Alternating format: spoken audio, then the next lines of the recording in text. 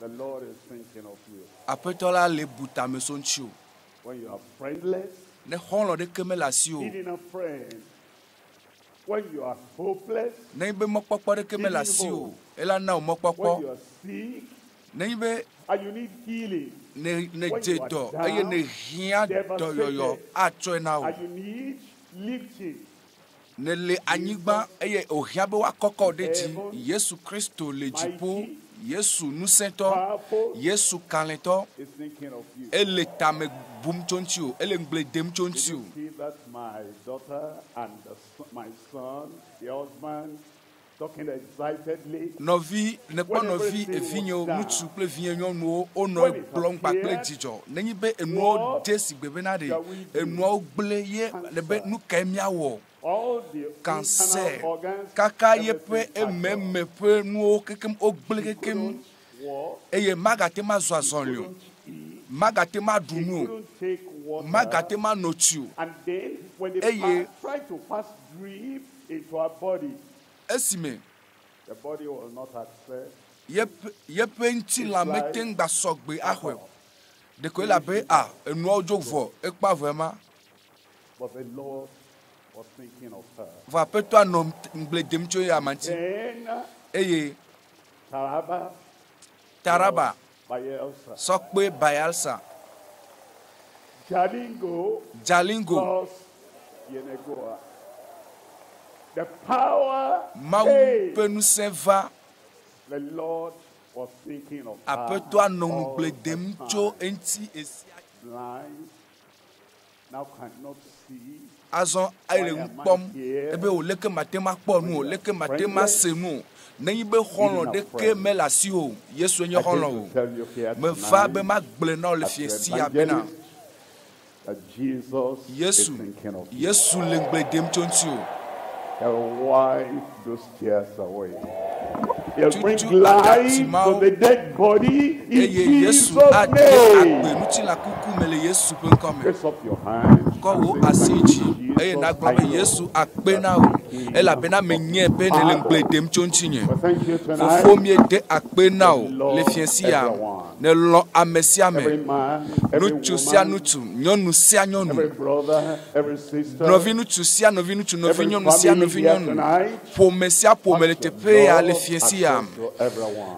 wo lolo Power le to mia de meto de sia de pe agbeji na bo wonu sene gere agbesi agbeme e agbe ne gere amesia meme ame yo hono de kemele osu e ye pere ndo de kemelio e ye mokpokpo budo kenkem na na hono e ye na na mokpokpo e ye na be la mesena so amesia mesi fiesia na de wojuko Tonight, fiesia heal na your yodo people. wojuko Tonight, le fiesia la deliver your na people. de ga wojuko And those who eye feel ame yo there do is no hope, ame yo le sele do kume benari o mokpokpo de kemelio na be mokpokpo ne gere ope agbe me fiesia akpe na wapeto le Yesu pe nko me mi do gbedale before you sit down, kafi I ne have na a no friend. anyila globenari hono de la signe What's his name? ye pe nko nye ka Not Yesu been in your life. You can Yesu sit down. Kristo God ma bless gble you. odi o Sit down na in tem the anu blessing anyifa of the Lord. mau ne There's yira hope o for bobo everyone no anyi le tonight. mau pe ya yira me mokpokpo li na amesia me fiesia nye vake na hohople eye egbe nye nkeke yike wa nawo hoho It's your day. egbe nye The nkeke hour is gapopo your ya enye hour. wo gapopo The night eye is your fiesi ya night. enye wo The fiesi day, the nkeke time, the gapopo a hour of release yike watuka gadede Look at detiu Luke dede chapter 4. egbona na o In Luke chapter minamia kpo 4, lukatane I'm reading le from lukatane verse makle 18. chokpu winyile The aji Spirit of the abe Lord is apetola pe upon gbogbo me le jinye because he has le esiata anointed osia me minamdo to preach the apetola pe gospel gbogbo le to the jinye poor. le esita wosi He has aminamdo sent me bena to magblonyanye heal afia the amedaho brokenhearted, edom bena ma yodo to amesio preach pejigba deliverance eye bena to the ma de captive gbefa and the dokusi nonona recovering of aboyo mewo sight kple mokpokpo for the blind, kple nukpokpo na nuku and to agbatowo set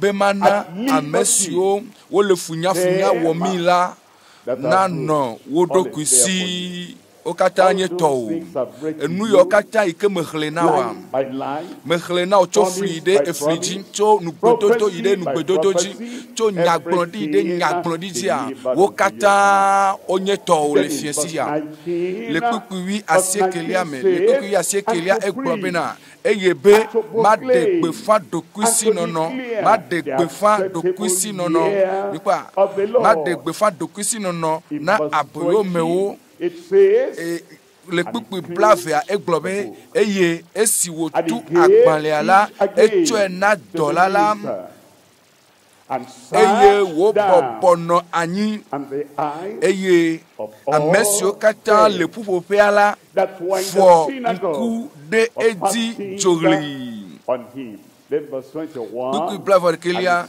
eye wode asi eye wode asi gboglomenawo eye wode asi gboglomenawo bena eye Yesu de asi gboglomenawo lekeke anye nonomewa apetu apenya de kpakpa penya doyoyo penya katutu penya hohople penya de penya egbona na pipila la fikenele eye wo de asi gbogblomena bena egbe wo wu ngolosianu le miapeto me. Where are you? Fika enelo Today is your day. egbe nye wo asagbe The scripture ngongloa de popo pe ngongloa owenu la the gome scripture on healing doyoyo pe ngongloa awenu le agbome. Amen. Amen. And the scripture Eye concerning ngonglo ike nglo ike kude mawu penu sempe zode de blibo ike nye nukunu ple jesio ngonglo ma awenu le agbome in my life. awenu la gbenyeme blende de kojibe awenu la gbenyeme apeto ane do peji abe aleke wo degbe abe aleke wo desede agbe onchi fiesi ale Yesu pen come egbe yenye kekenelia enye won keke yike ngongloa awenu le agbome enu ameton chemia lenkudo esi mile kpo egbe penkeke ya yike nye katutu ple hohople enu ameton yemila kpo enu gbato Was the prophecy of our redemption.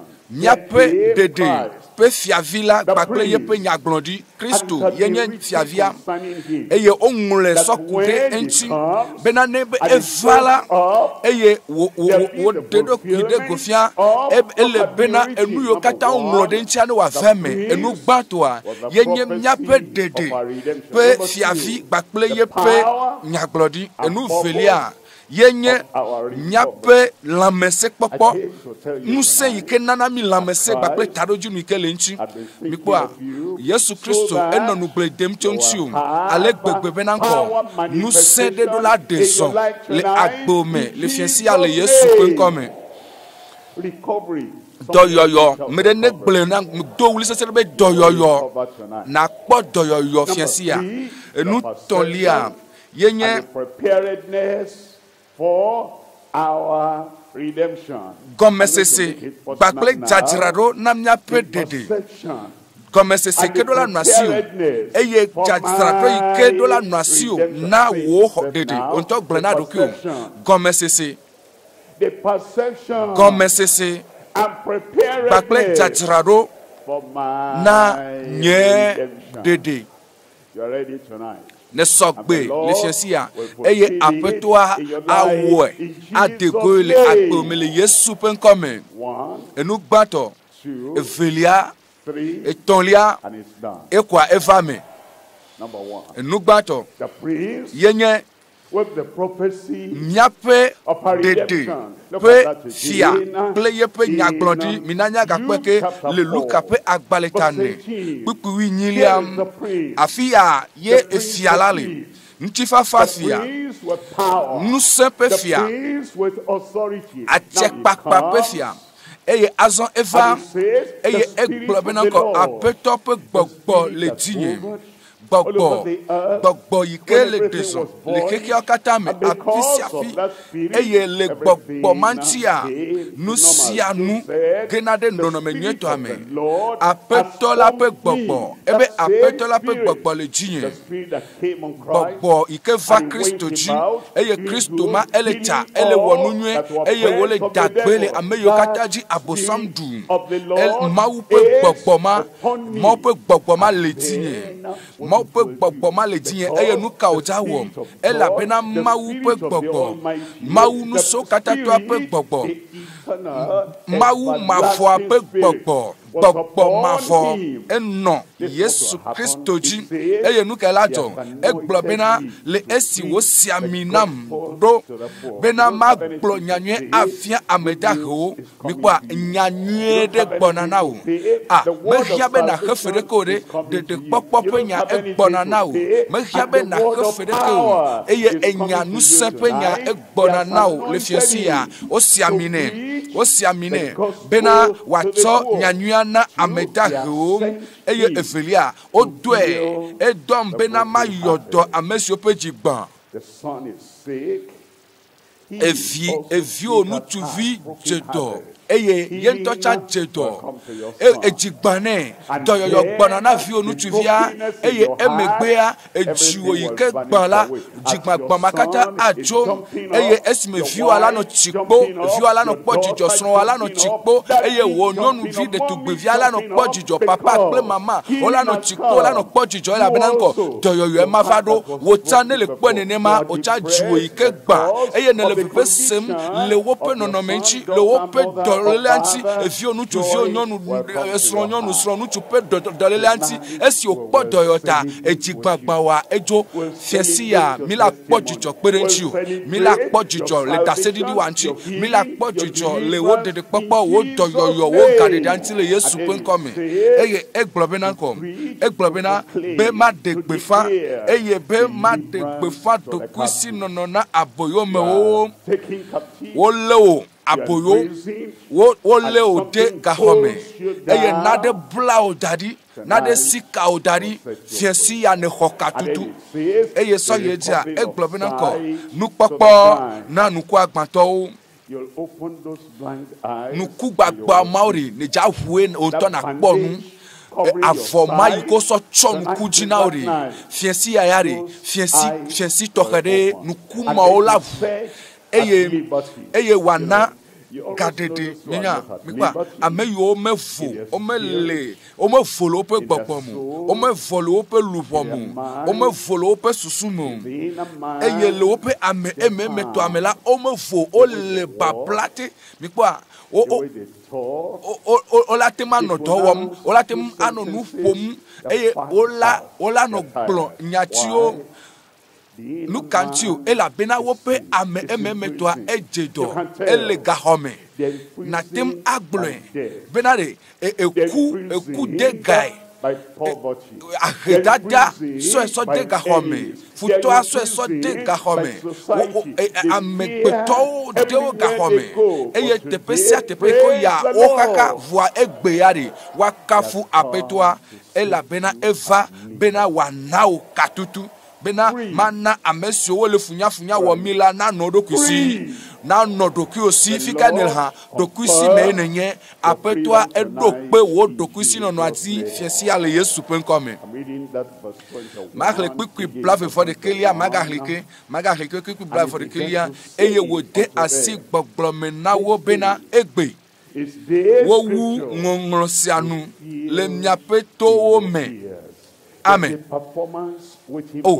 Oja wenu enu yi ko gblɔ ɖe ŋuti wa ava me na ele nɔ te kpɔ o enya yiwo gblɔ ɖe ŋuti wa ele trɔ la ele ŋuti o ele gbɔ ele ava me na le Yesu ƒe ŋkɔ me.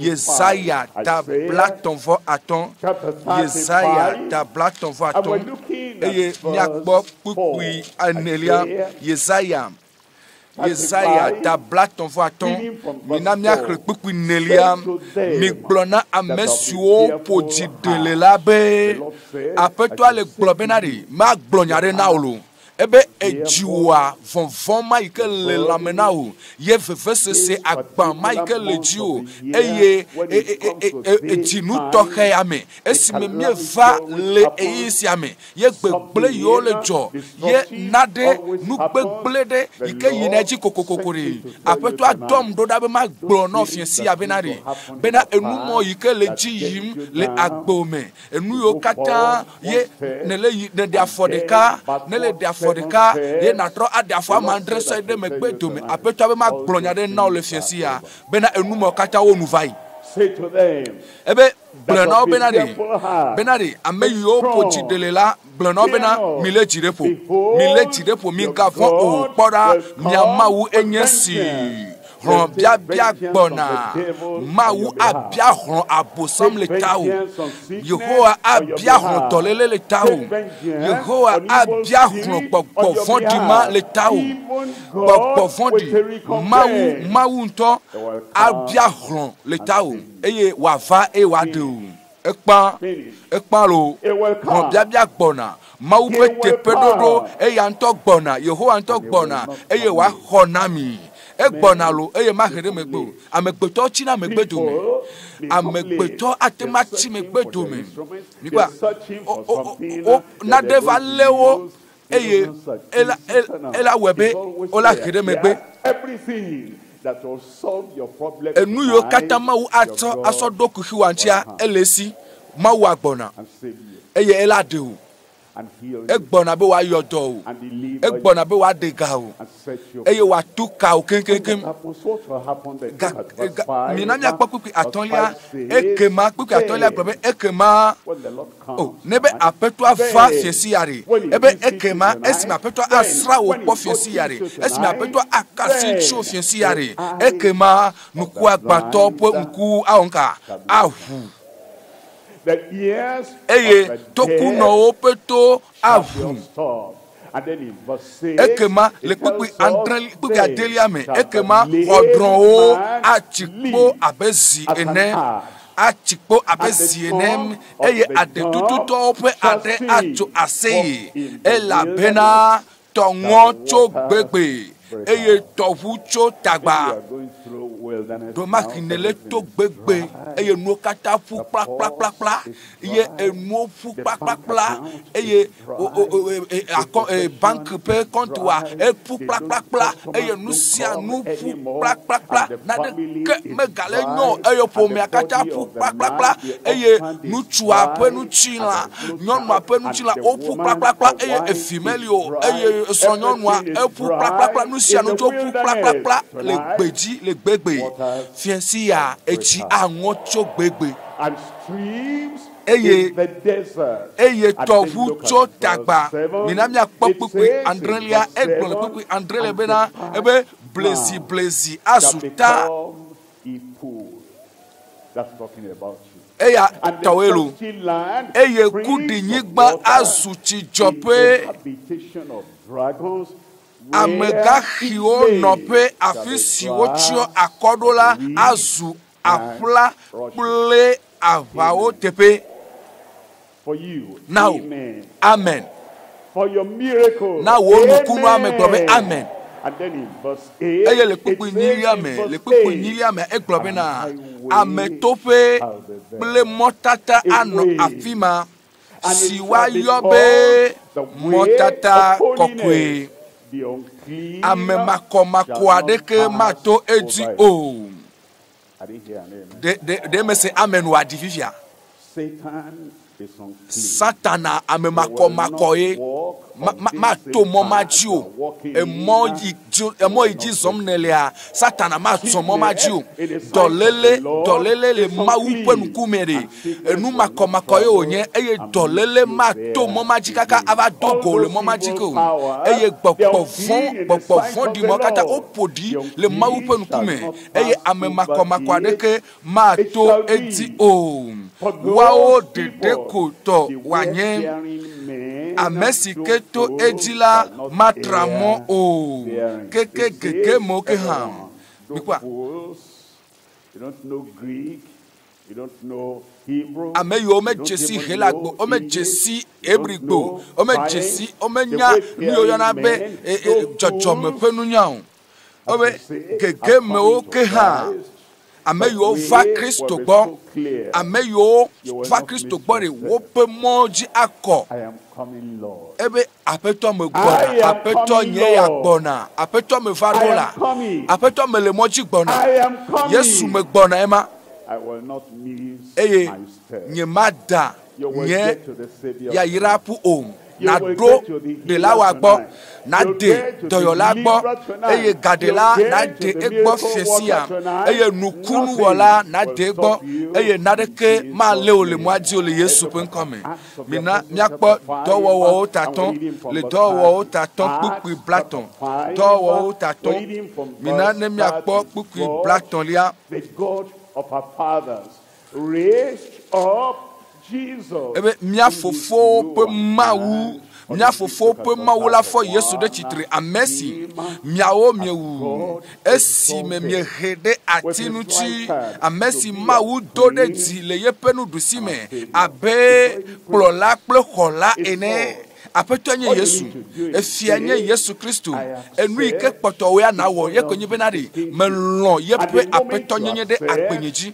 melon eye na ibe na lon ko a na kpobe dede kpokpo aso asio eye chochoke asu asio brobe amen. Healing will come do yo avana o faith. Eye eglobe nanko bena wa na dimetotro ple mouvon pe keke Israël bena wana jimetotro ple mouvon pe keke Israël apeto mouvon nye etinya elia legbegbe eye nyi meten le se mouvon pe agban nyi matema dejo Yesu Kristo ele globe we ava ko eye ana o jimetotro bena mana jimetotro ple mouvon pe keke Israël ema yenye wo dede chochoke enye to le fiasia eye fofu popo katutu enye to eye dede apeto la pe dede anye to le Yesu pen come I receive.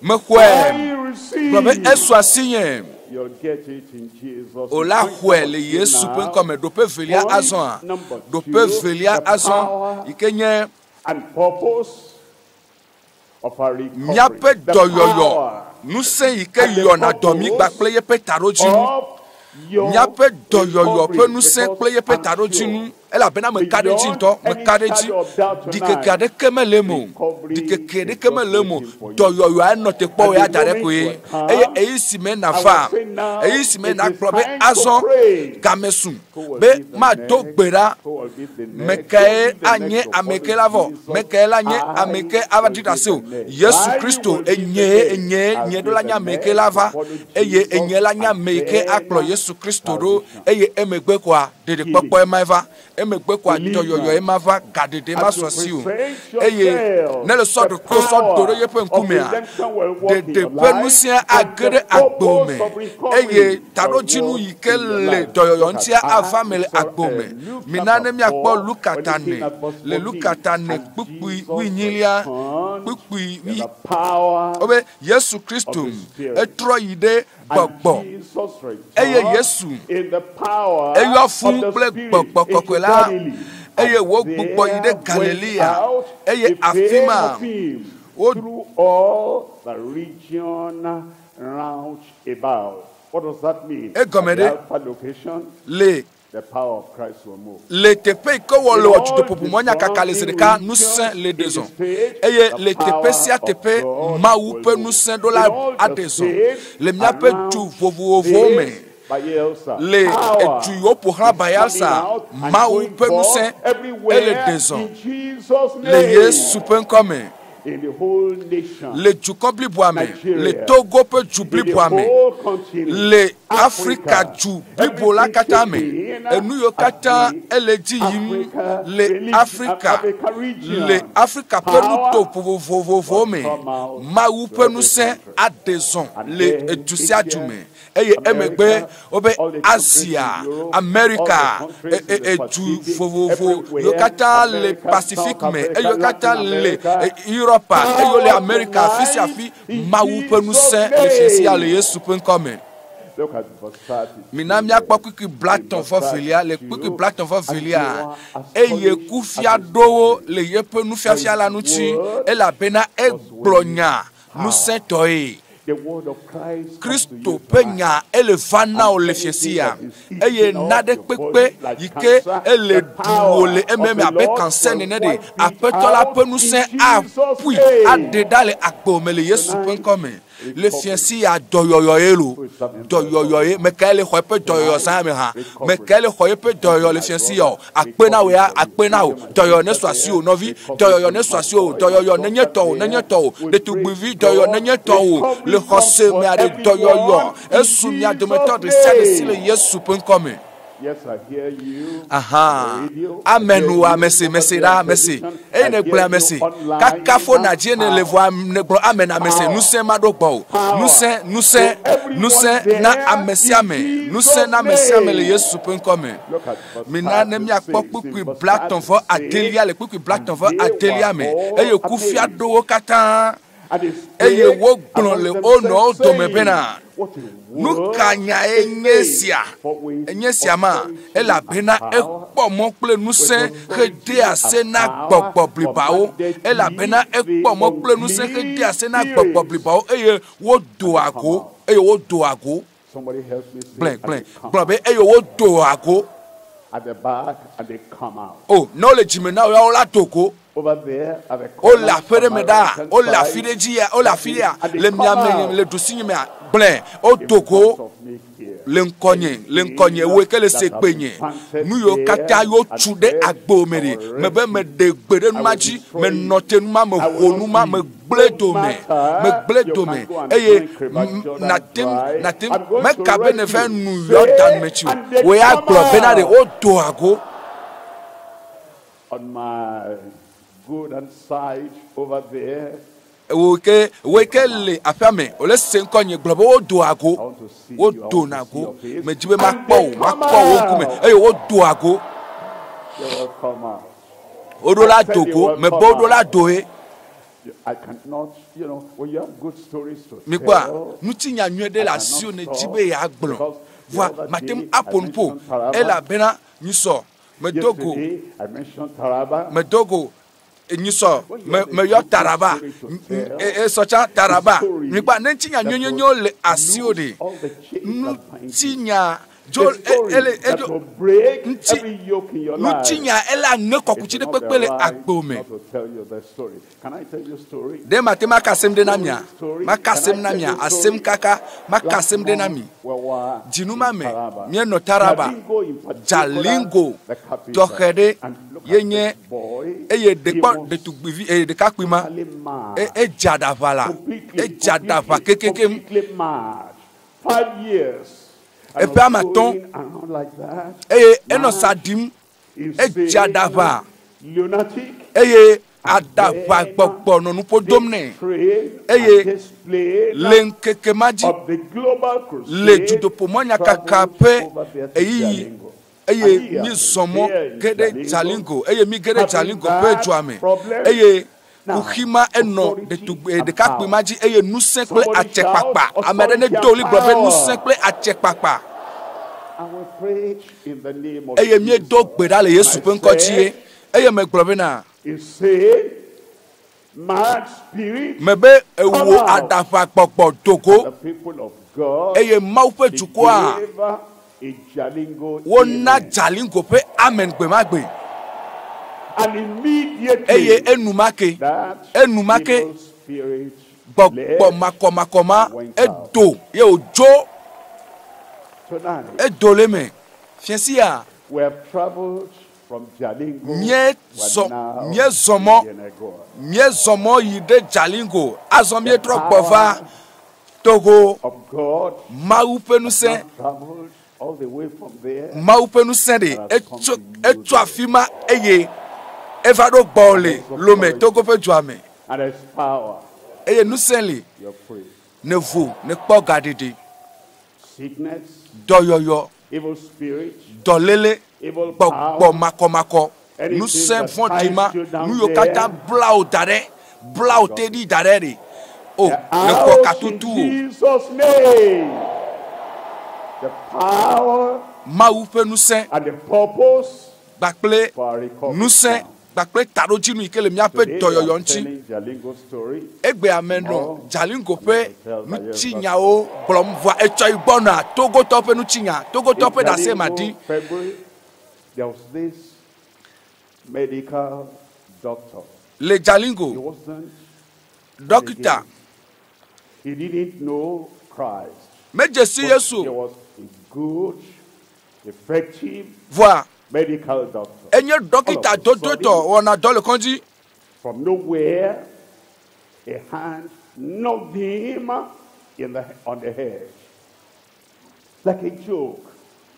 That place where the Enu ɖe va ƒota nɛ eye enua ƒota nɛa evɔ matema gakpɔ nu megate le kpɔm ɖe kpekpe eye teƒea eŋuɔ eŋe ɖe me vo leke eye emegbea eɖa yi ko le teƒe ma oge dze me eye teƒea ele ve eye ne dzagbagba be yeasɔ yeƒe alɔ sɔ ɖo teƒe ma be yeakpɔ be nu ka le dzɔ le teƒe ma hã yeƒe alɔvia. And then he was losing his mind. Eye losing yeƒe his sanity. susua ele dzo eye And aɖaʋa when the ye dɔ ema lelem remember, they were not born eye again. ɖonkɔedzi When mexɔ gbɔgadzi the o wife wogba kple saw srɔ̃a womexɔ that the gbɔgadzi man esime was esrɔ̃a already ekpɔ bena ɖe o ye signs of srɔ̃ ŋutsua madness. ele ɖe aɖaʋa ƒe Already afɔwo packing vɔ her load eye and wanted to leave. dzi be yeaƒo te eƒe agba nyɔnua dzi be yeaƒo te eƒe agba yeadzo eye le nuwu ɖe Good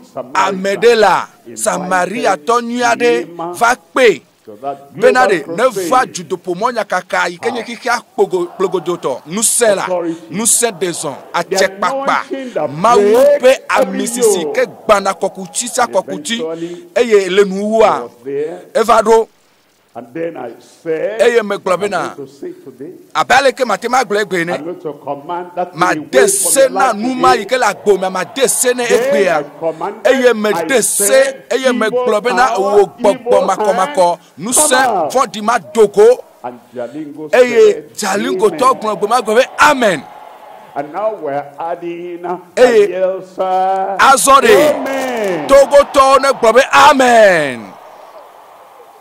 Immediately, Enumake. he felt free. Enumake ɖe That ekpɔ place katutu that was becoming rotten, teƒea ɖe everything was all right. teƒea enu etadzi adzɔ edzɔ eye makpɔ bena ɖe naɖe wɔ etadzi ne kpɔ eye esi wòkpɔ numa la esɔ yeƒe agbesɔ na aƒetɔa eye wòxɔ gbɔgadzi eye esrɔ̃a nyɔnu gblɔ bena ŋkɔ be srɔ̃nye ŋutsua anyimagate ma dzo le gbɔwò ke o ɖe eye woame evea wogba nyi srɔ̃tɔwo kpɔtɔ le dzu Mawu abla ƒomewa ɖeka Mawu awɔ be ɖekawɔwɔ age ɖe ƒomewa me kuxima yi ke dzi bena yeama mia dome bena yeakaka atsopea yeagba atsopea ɖe fiesi ya la Mawu agblɔ numa ɖewo le Yesu ƒe ŋkɔ me.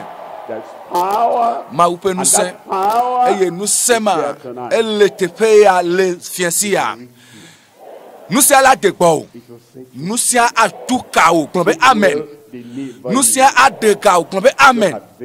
Mina miakpɔ nu sia ɖa le dɔwɔwɔ tawo dɔwɔwɔ tawo kpukpi blatɔ̃ vɔ enyilia dɔwɔwɔ tawo kpukpi blatɔ̃ vɔ enyilia how God anointed Yesu Nazaretitɔ Jesus Nazaretitɔ la ale si Mawu tsɔ gbɔgbɔ kɔkɔe la kple ŋusẽ hesi nɛ gbɔgbɔ kɔkɔe la kple nu ka wòsɔ si nɛ hã ŋusẽ gblɔ be ŋusẽ gblɔ be ŋusẽ ne wòava gbɔ me la gblɔ be ŋusẽ Mawu sɔ ŋusẽ sesi ami nɛ ame si tsaxe le nu ka wɔm o etsaxe le nu nyuie wɔm Yesu mewɔ nu vɔ̃ɖi kpɔ o Yesu mewɔ vɔ̃ na ame ɖekpe kpɔ o lo ne ɖo gbɔ le zã mea awɔ nu nyuie ɖe na wò ye Yesu ne zɔ kaka ge ɖe gbɔ o ege ɖe aƒea me ege ɖe kɔa dzi ege ɖe xɔa me ame ma yi ke nye tokunɔ ne Yesu Kristo ge ɖe gbɔ ɖe Yesu ge ɖe gbɔ ɖe ela gblɔ be meva be mawɔ nu nyuie ɖe na wò ye eye ame ɖe ma le fafi ele fafi eye Mawu atsɔ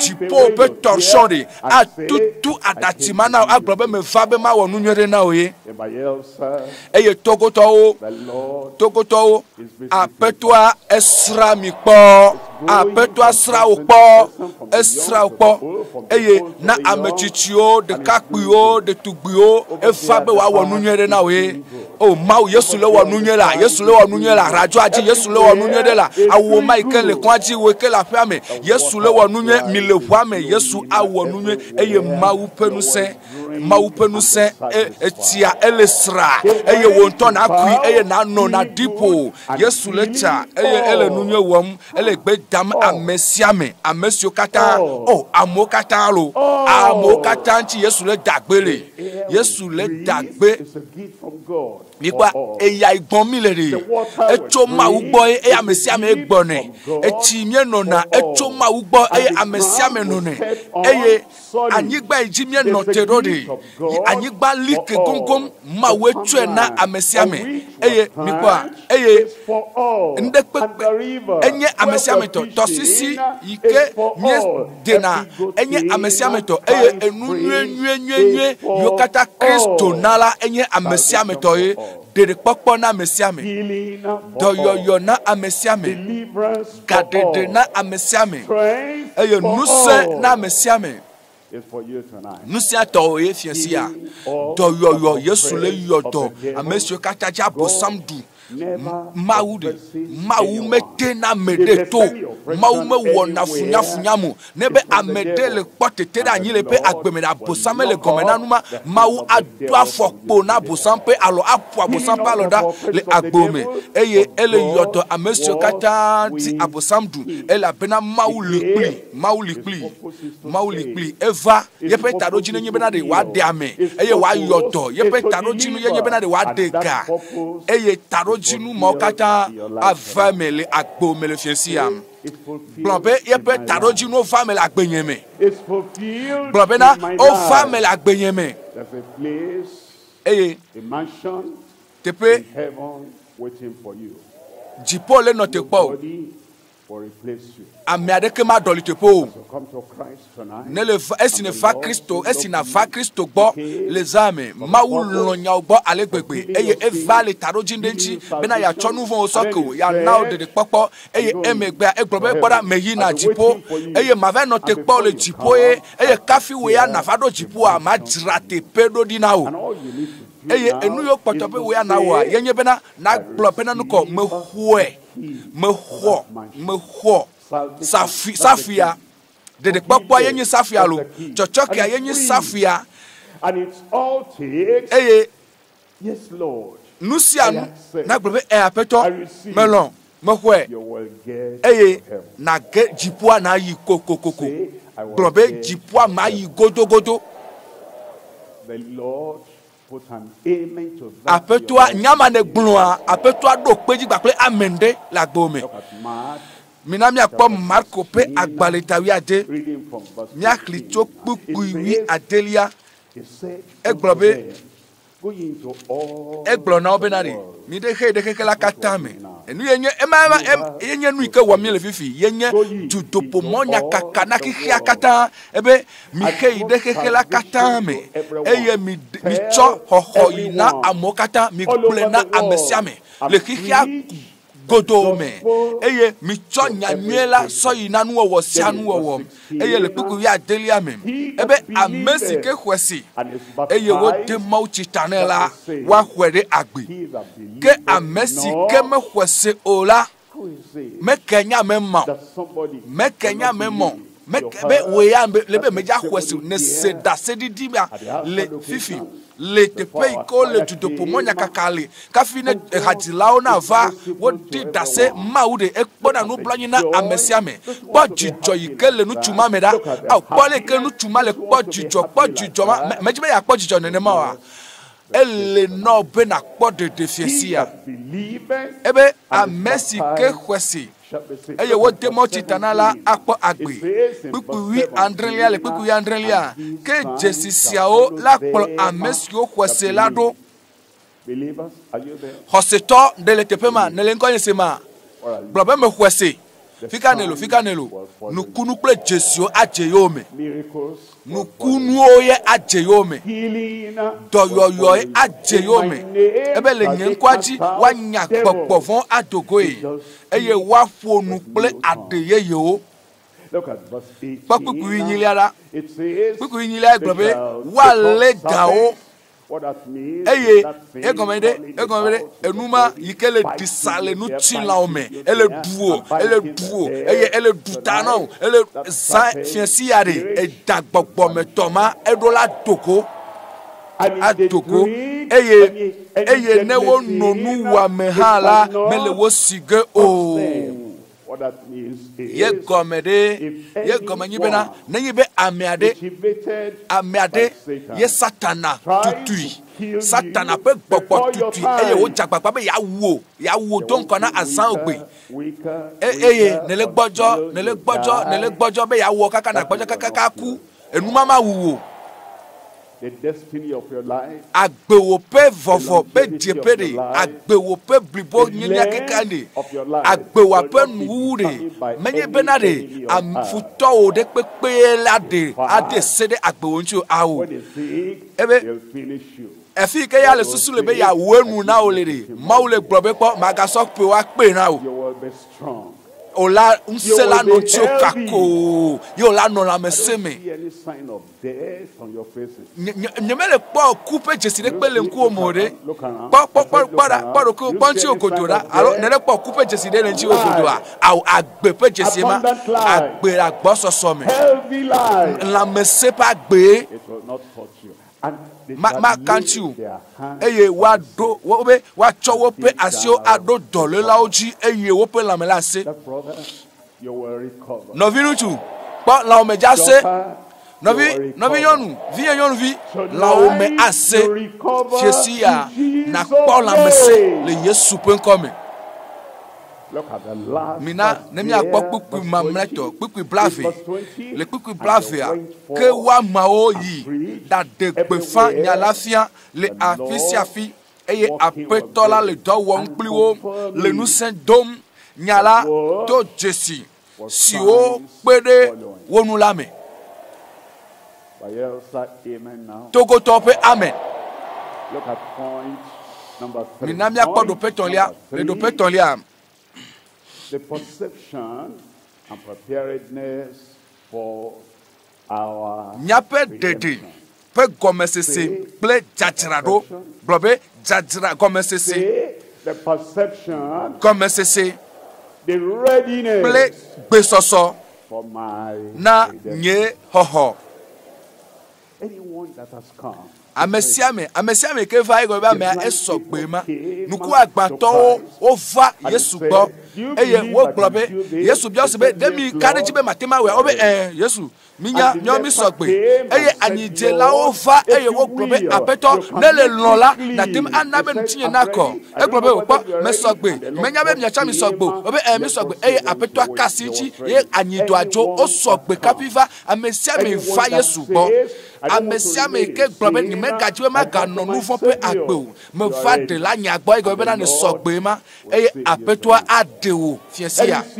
eye nufo la de pepe ikefa eye wo globe na re be na o me yitepe ya cha me jagbagba hu we aleke vo azo me va apeto agbo le fiesia apeto aso agbo gbesoso ma ikele me o e wa yodo wa de o le Yesu pe nkomi mina na mi akpo Kolose to tagba nyakle to pupu 8 lia Kolose to tagba pupu 8 lia amesi demi ewevo we are de ko na gede me eye na globe enyenyesi eye ebe amesi demi cho fifichi pe nu selame eye wo chomi do yepe lonlon pe fiadupe yepe lonlon vi pe fiadupe la me yepe lonlon vi pe fiadupe la me le fiancé après toi akoko le tepe nelia akoko le victime so dado kekeli me akoko le akredada me allo akoko le mokpopo buda me aso dade mokpopo me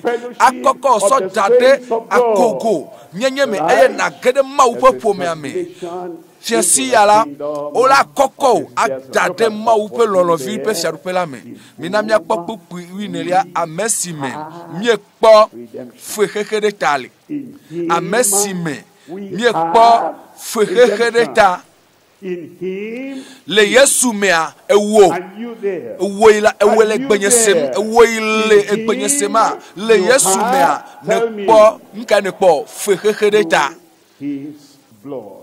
to yepe hume eko yepe wade anyifo Yesu Kristo kule taofo eye goha chochoke to nouvon pe kekela anao fo bubua ejo de pe jijo popo agede jiome eye ntiva pa idona cho de popo me asasio le fiancia eyi si meye na globenari I receive. Me I take it because the the Lord has has provided it for me. Eyi ma me ikene glonya makwa apetua eva me na ovema nuka swasio le fiansio de pokpo swasio probe amen nuka swasio chochoke yeswasio eye nouveau yokata ne wole agbomepo nouveau a sin that looks like nouveau yo ole abe akpe osogbo alegbegbe nouveau osogbo a sin that looks like $1,000,000 nouveau yo osogbo abe million ene eye matem akpogama abe hefema Togo akpe matem akpe abe tufema voit le fiesia Yesu Christo peuple nous vont mao, nous vont déto mao, nous vont vie mao, Yesu peut voir. A chokata soko. Fo bubu megalio. Yesu kule tao. Le kawari pe atiso ganchi. Eye azon enami chachoke. Enami fofo. Enami totete. Enami jidudu. Enami nuse. Eye le kuirea. Yesu va le wo toke wo tututu de wo tututa Yesu Kristo va bena wa tukao po ne po katutu ofika ne ha we po katutu afika ne lo ne po katutu nya bobota eye miamia nku nya bobota miamia nku Yesu hefe akatavo hefe aletao efe ke wo ntoma tema he wa Yesu hele tao bena we na kpo gadede we na kpo dede eye mouvon de pepe mouvon yo kata ne wo kpo le agbome kaka sime ne va nyigba ya ti dede chochoke azon esogbe darena o na hwe aswasio magatrojo aga ano dodo ya me kakakako aga tro anye ameike pere ntore kemelio holo melasio ye ne tiakogo ne le nouveau me awo magano ne mo voa ebe amesiame yike ayo Yesu ponkola akpodede bobota eye na mianku ne le radio aji ne le miapenkosim bobota e na mianku oh blona Yesu be Yesu cho nouveau nyojo Yesu cho fon bubu nyojo Yesu cho nouveau peto heria cho edale jinye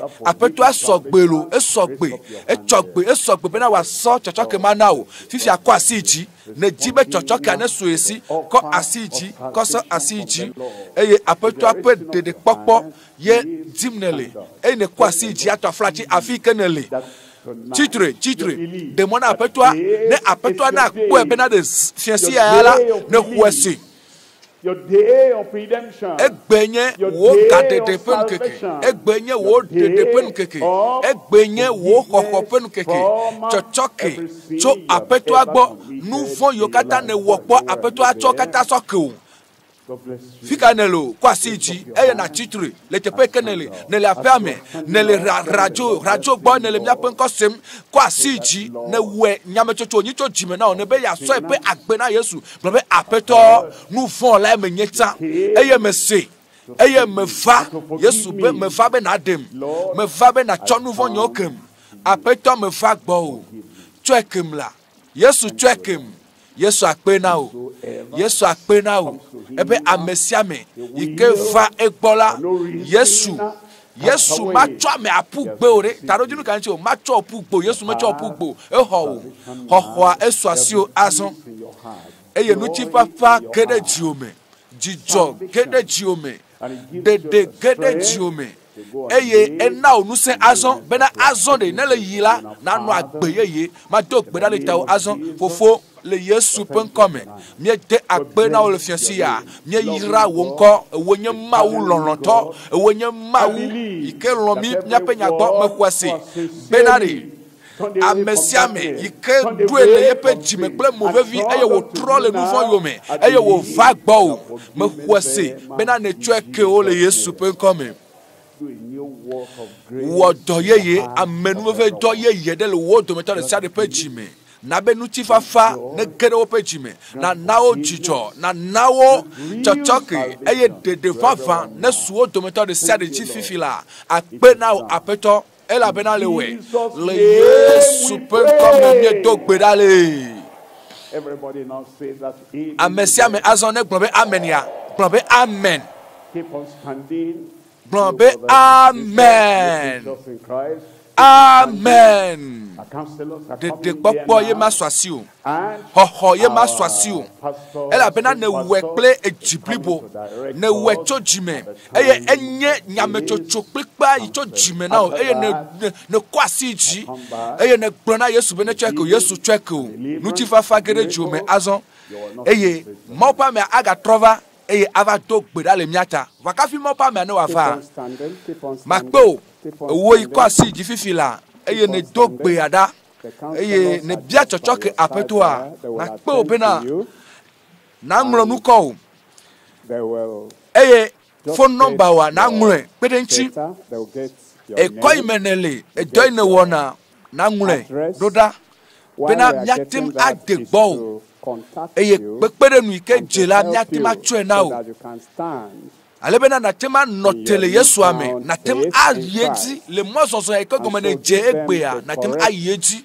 kaka so de nu ela bena jipo e mozozo ave voro kaka na vedo jipo a elebe pekpere nu na so asio elebe wa kpere nchi o ameyo le moaji fo ameyo le moaji zonfo elebe wa kpere nchi o elebe wa do alo elebe wa donu sen bena na tem ave doro jipo le nu e atanovi mekpo bena na ngonko doda to phone number si ma na fifilaji do to nye na se phone number o 99 36 75 allo 90 27 34 87 ne la feme eye ne wonto e wonyame chocho ya elebena na somu vevi dodo pedenchi eye na nglonko doda alebena pepere nu na fana watima perenchu le gbogbo mepe apaji bena na tem alike eye na somu akaka aidore epenu mo afode de nyeto de nto onyane wo chacha nyeto kekaka me awole pe agbeme yenye mane wole fensia e ata mele kpo bena chacha nyeto ya ikene wotala elebe na wa fode de nyeto perenchi eye na nglonko play phone number wa vevieto phone number wa nuko vava nko nyeto a na ngule ba play phone number wa na ngule roda e ko menele na ngule roda mi to number se oji 99 36 75 your name and your phone number and your location address. Konji ame alea fika emielo ye mi promido mi se ye mi se maunya ye ne so agbo so na Yesu ne kwasi ji be na nu fo pa gba ye maga noko ye maga no nu fo pe kluvinye teko ye ne kwasi ji ne so agbo na Yesu a ele be na nglonko roda mi nglonko roda nuko amule roda to phone number ya ji 90 27 34 87 and it will be given attention. 90 27 So our counselors, 34 please, 87 everyone, yema novi get all chacha the nyoto mega demo benare dikeke alo nukpe alo nimenya ka khemona wo chacha nyoto ene wo eata mlonu ko roda eye na nami phone number wa yati ma kperenchu ya kperenchu bena na tema like le khosiame to the point. Mopa me aja trova zandia le majiji me mopa me aja trova Counselors have packages with le them seda there. sedi They di will kata give you a mopa me package aledi there mawu